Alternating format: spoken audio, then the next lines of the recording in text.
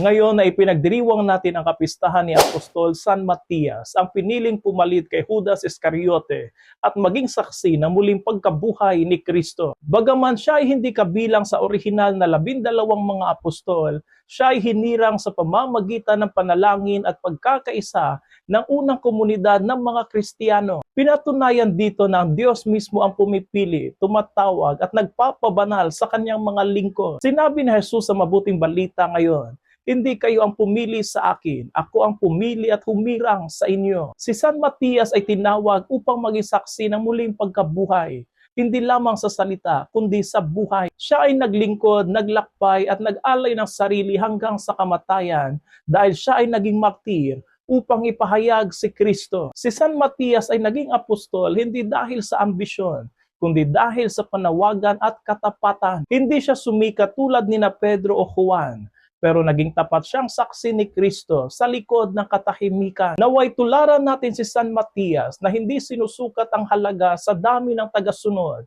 kundi sa katapatan sa tawag ng Diyos. At gaya niya, huwag tayong matakot sa mga tungkulin, sapagkat ang Diyos ang pumili sa atin. At siya rin ang magbibigay ng lakas sa atin. Apostol San Matias, ipanalangin mo kami.